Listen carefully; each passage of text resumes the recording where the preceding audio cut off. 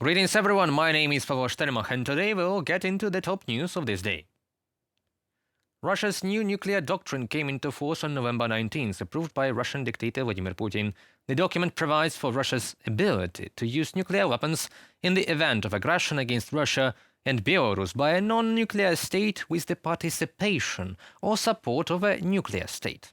Nuclear deterrence will be used if a potential enemy deploys air defense systems, medium and short-range missiles, precision non-nuclear weapons, and even drones.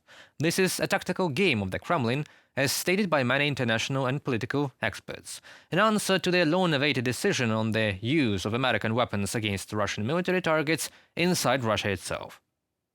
This or that European or American leader is guided primarily by their own security interests, as well as by NATO's interests, is not reaching a phase where this potential third world nuclear war is more than real. And Putin is playing on that. They are trying to change their doctrines in relation to those tactical actions that relate to the Russian war and the increase in the degree of tension. These are also signals that, in my subjective opinion, should be sent to Trump and his entourage.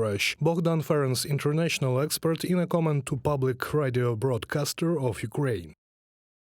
The United States was not surprised by Russia lowering its threshold for a nuclear strike and doesn't plan to adjust its own nuclear posture in response, the White House said on Tuesday. As we said earlier this month, we were not surprised by Russia's announcement that it would update its nuclear doctrine. Russia had been signaling its intent to update its doctrine for several weeks, the White House National Security Council said in a statement. Observing no changes to Russia's nuclear posture, we have not seen any reason to adjust our own nuclear posture or doctrine in response to Russia's statements today, the statement said.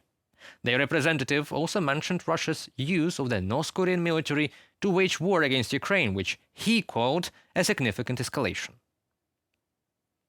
German foreign minister during a press briefing also mentioned that the Russian ruler is trying to use fear against them. And Germany in particular made a mistake back then, especially politically, of allowing itself to be intimidated by this fear and above all not listening to its partners, especially our East European partners, who made it clear at the time: we must not rely on promises from the Kremlin, we must invest in our own security and protection. Annalena Baerbock, German foreign minister, in a statement of response to Russian nuclear doctrine changes.